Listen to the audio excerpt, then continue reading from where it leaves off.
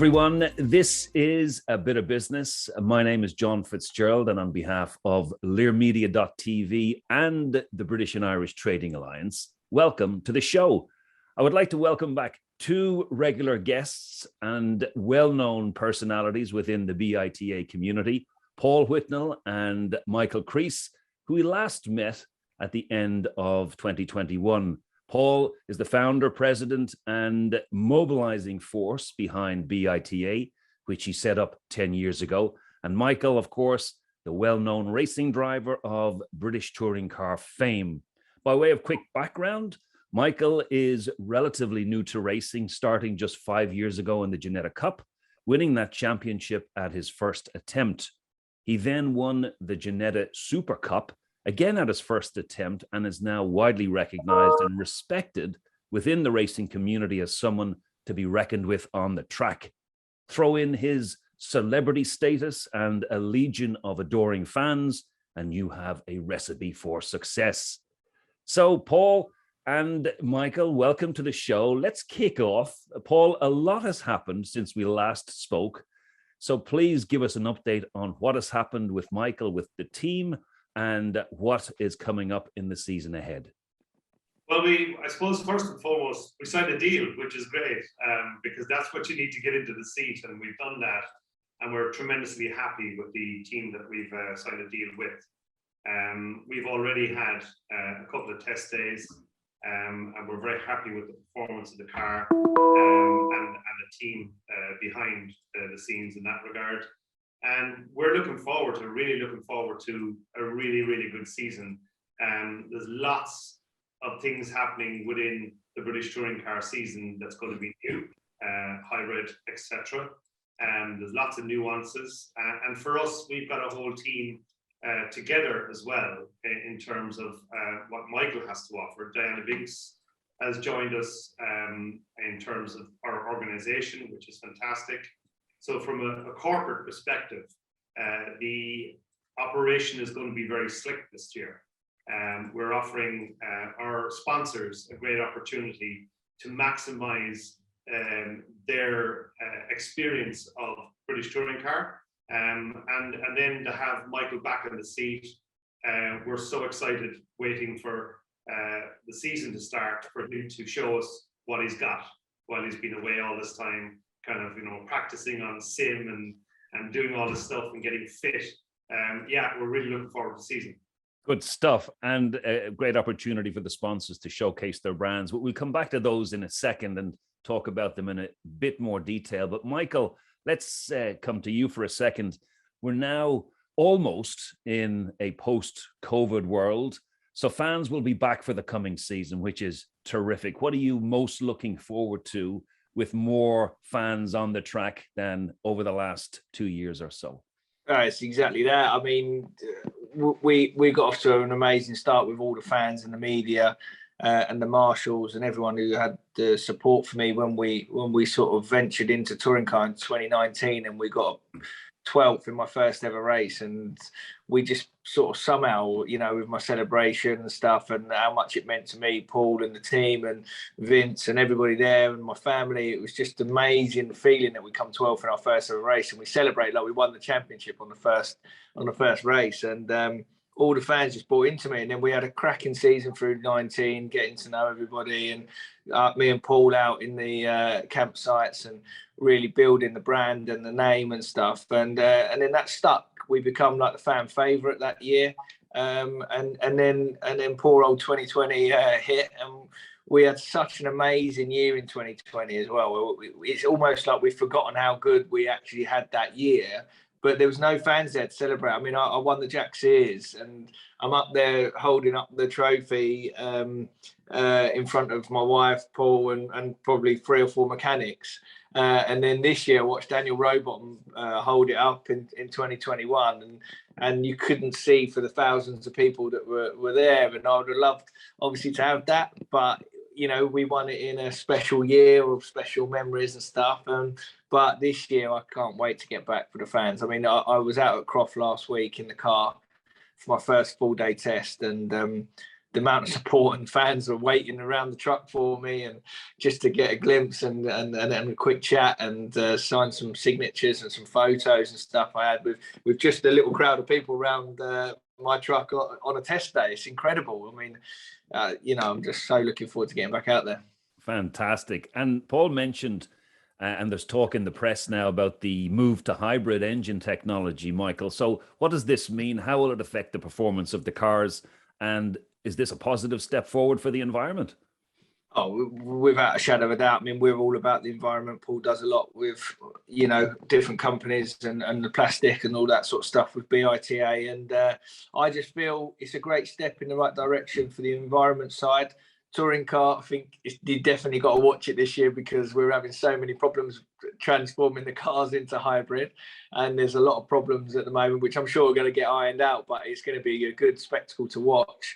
But on the other side of that, it brings so much more scope into what hard work me and Paul do off the track with the sponsors, because everyone wants to be greener now, energy saving and all this sort of stuff is going on. So it just opens up an umbrella of companies who want to come and support us now, because we're a bit greener.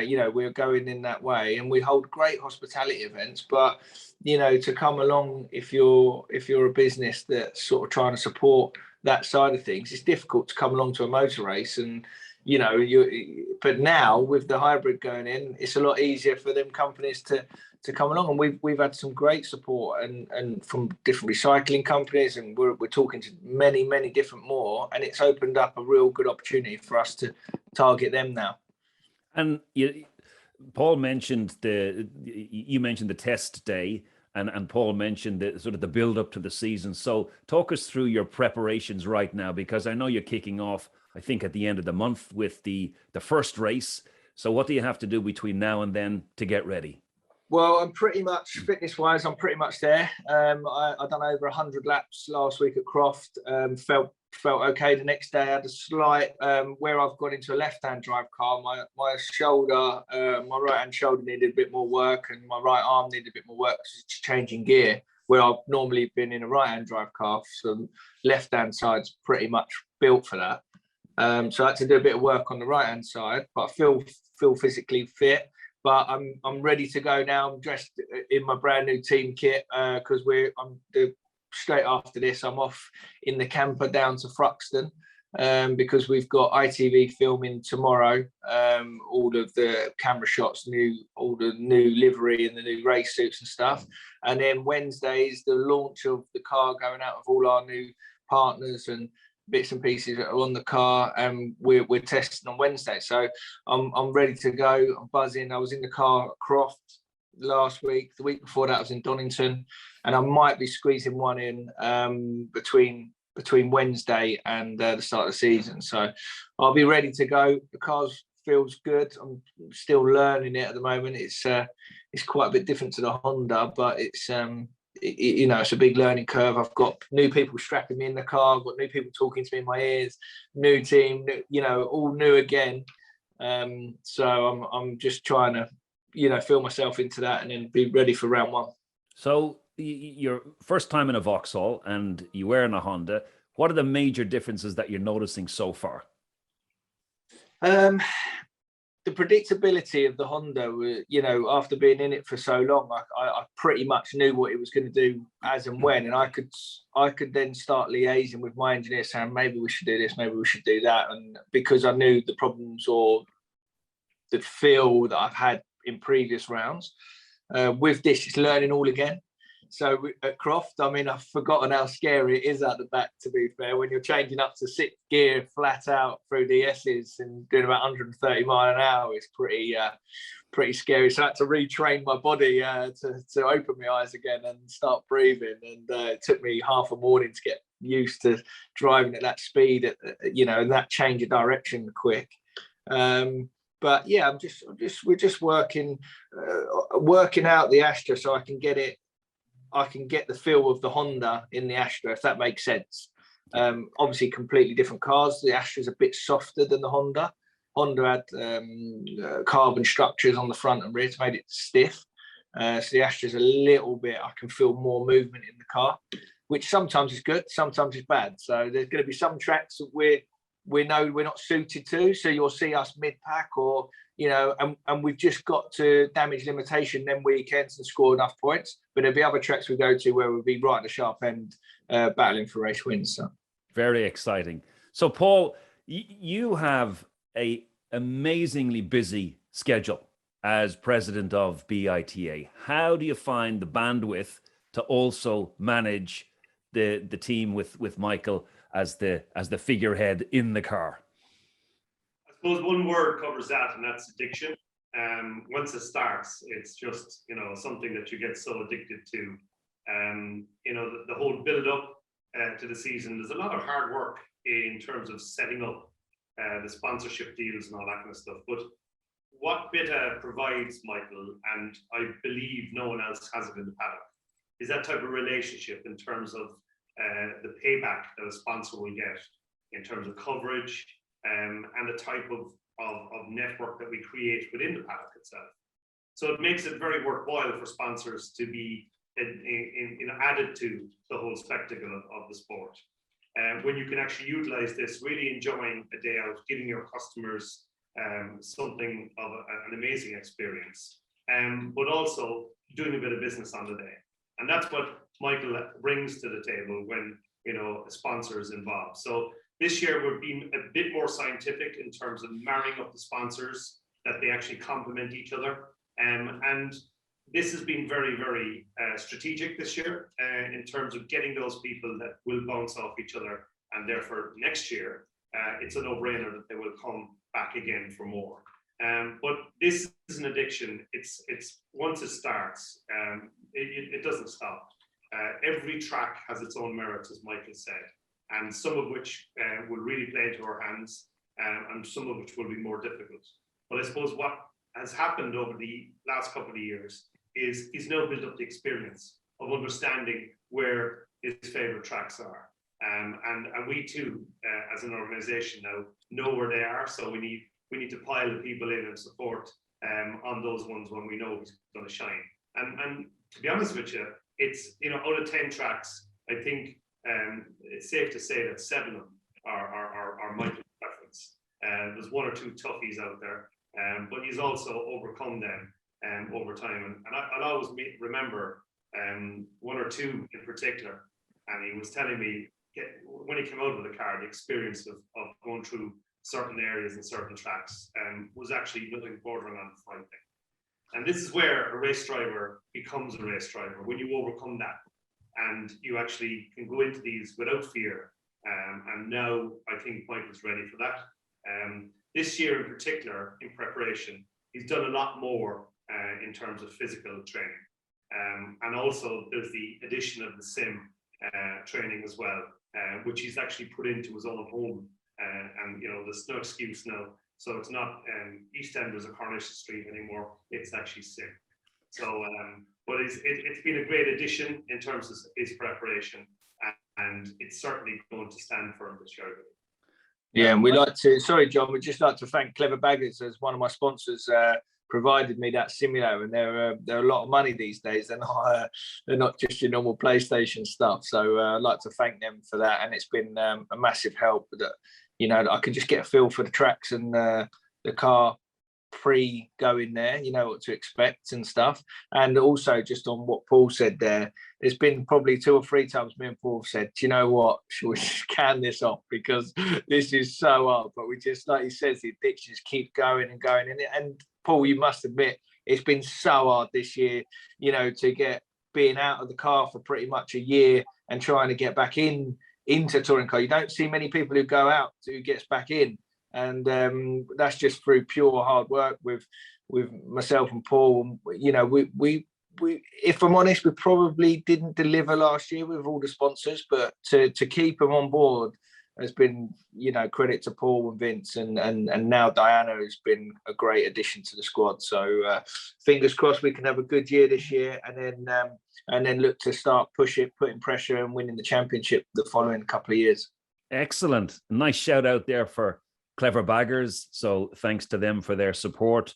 And Michael, a question for you. When it comes to your own performance in the car over the course of the last 5 or 6 years. What's the difference when you look back between winning and losing? Oh, it's tough. It's tough. I mean, this is the hardest thing I've ever done. You know, I mean, racing the boys out in Monaco and Austria and stuff like in the Porsches, that was difficult, but that was difficult because I've never been in a Porsche before.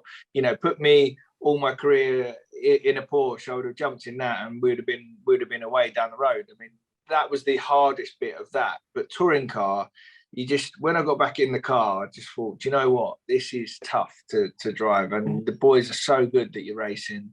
The level is it's going up every year. This is the hardest year of British touring cars ever been. You know, we've got new stuff that we need to learn with the hybrid, the buttons, and it's like a computer game now. You're more on the dash than you are looking up. So this is going to add a whole new era, and I think this is where sim racing is going to be a lot more important now, because you've got to get used to these buttons, and you know it's like a computer game now, but you are traveling at real speeds, and I think racing touring car at the beginning, when you're learning, it's a different set of skills. You have to get a lot of respect from the other drivers. They feel you out. They know if they can lean on you or if you're going to be dangerous to them or how they pass you.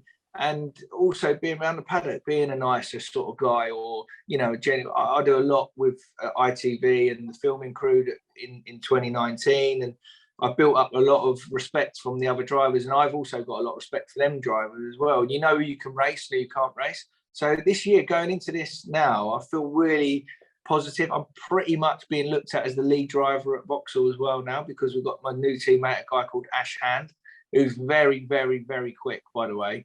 And I'm looking at him to push me on and me push him on as well. So it's a good dynamic. But I just feel like I'm maturing as a driver. I feel like we're maturing as a team. We understand it now a bit more. We were a bit blind the last couple of years, and I just think with Diana coming in, Paul sorting out all the roles for everyone to do, we're turning up and we all know what we have to do this on the weekends. I've got no pressure. I've just got to go and get in that car like we spoke about in January. Paul said, don't think about anything else but driving that car and let everybody else do all the work. And I feel like having that is going to make me a lot better this year, so I can just focus on my performance. And Paul, what are your expectations for the season, and what does success look like in your mind? And then perhaps also give us a little rundown of the sponsors that are supporting Michael this year. Well, success is in terms of, if you look at it as a spectacle, first and foremost, you know, the 10 rounds, a full day of ITV coverage that goes on for hours on end. So you've 3 races. It's incredible coverage from a point of view of live coverage. It's also an incredible day to attend. So the success is already there by putting Michael into a seat. It's a fantastic success to see him continue his career in touring car racing, because it's so difficult to do that. It's not cheap. And as Michael said, we were up against it in current economic times. It was very, very hard to bring the partners on board. And thankfully we did so, and assigned to a great team. So success for us is already there by putting Michael in the seat. But in terms of the season, what I would like to see now is for Michael to further experience some great successes himself in terms of his own milestones. And that's what we've done from the get-go. Once he first started, we always went step by step. And we achieved something every year, whether it was Ginetta, Super Cup, Jack Sears Trophy. Every year it was another step. So this year is consolidate in terms of his experience. And he's alluded to it there already in saying that he's matured. And that maturity will show now in terms of how you blend into the season. You look at every racetrack differently, you treat them differently, you prepare differently. And that is what we've learned from before. We have the data that is provided from previous years as well. And all of that experience now, you should see go play into his hand this year. From an experience point of view of the supporters and the fans, it's great to see Michael having the ability to re-engage with them again. And that is something that is very special to him. Those reactions, I can't wait to see that door opening, in midsummer, and, those experiences and those celebrations. Yes, a podium would be lovely if we were to add that onto the list. And I think it's beyond us, because the car is going to be very, very consistent. And I do believe that with reverse grid, and this year also, if we take into consideration that everybody is going to have the adaptation of hybrid and the trials and tribulations that will go with that. So it's going to be a very exciting season in terms of things that you didn't expect to happen. There's quite a new number of entrants as well. So in terms of drivers, so there's no experiences on lots of levels. So all in all, I think I'm looking forward to super season, but also looking forward to Michael leaning on the experiences that he had from before and using them to play in his hand. And Michael, would you echo all of that? And have you set some personal goals for yourself for this season? Yeah, 100%. I mean, exactly what Paul said.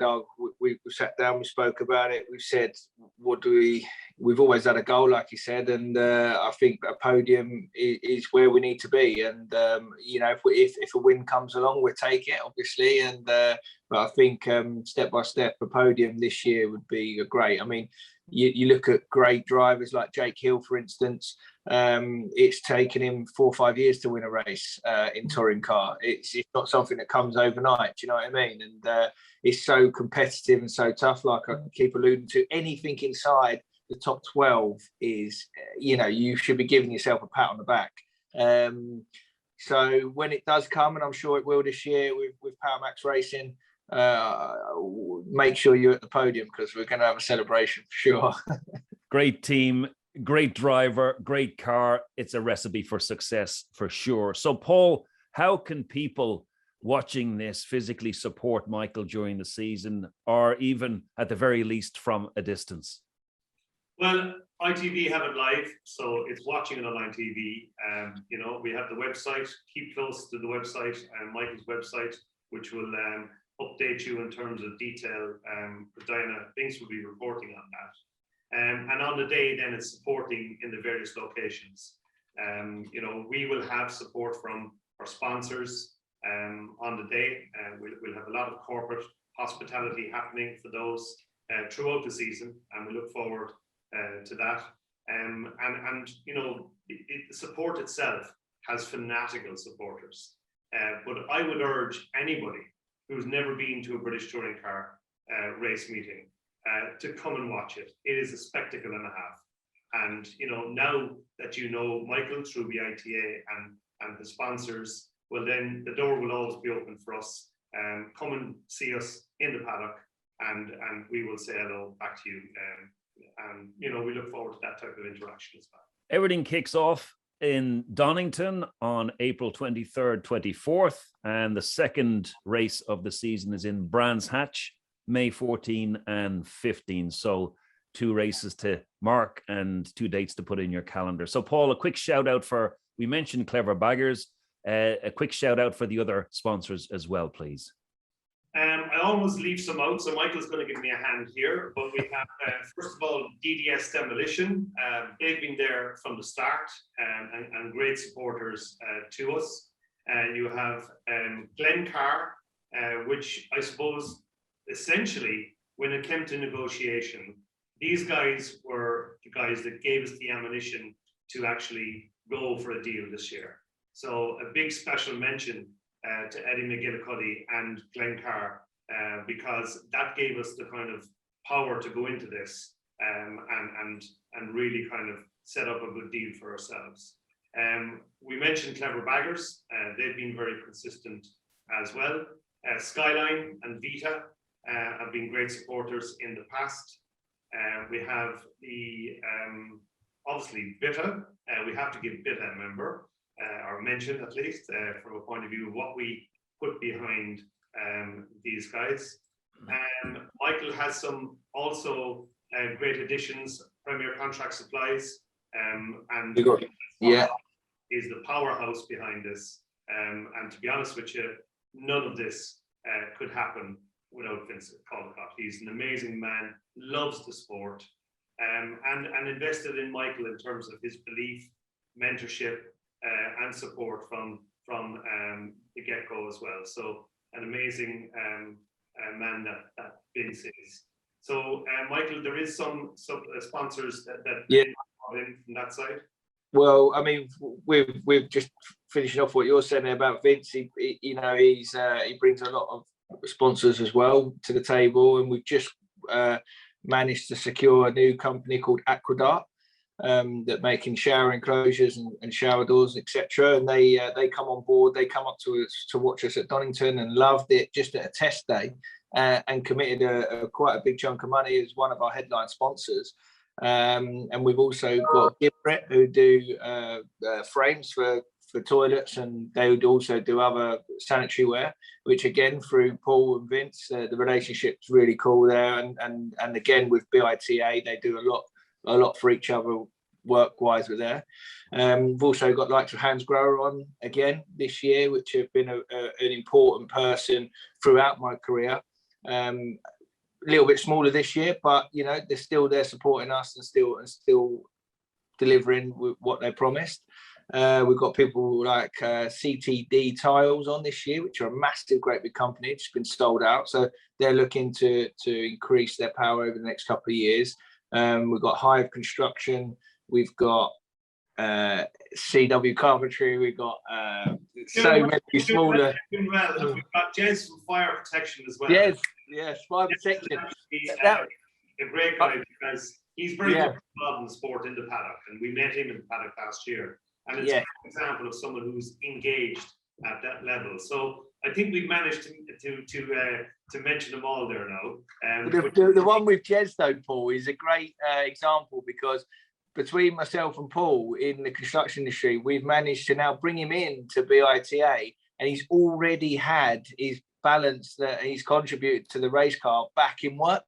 So, I mean, exactly what Paul said earlier, the organisation has already given him back before the season's even started, the work to cover, a profit, should I add, to cover what he's pretty much invested into the racing. So, the proof's in the pudding there. And so has Vince Caldecott over the years, a lot of turnover there added on to. So we are the only people in the paddock that are giving back to the sponsors more than what they're putting in. We can actually say that. Well, that's the power of the BITA ecosystem in action right there. And it's concrete proof that it works, and works very effectively. So look, guys, let's leave it there for today. I know, Michael, that the hundreds of companies that are part of BITA and the thousands of people that are part of BITA are wishing you all the very best for the upcoming season. And your hundreds of thousands of other fans who will see this will also be behind you 100%. So guys, thanks so much for joining me on the show today. I know that the audience will be very interested in hearing how you're progressing. So perhaps later in the summer, you can come back to give us another update. And until then, we're all behind you, and I hope the season goes very, very well. So ladies and gentlemen, this has been A Bit of Business. My name is John Fitzgerald. Thanks so much for watching. All the best for now. Thank you.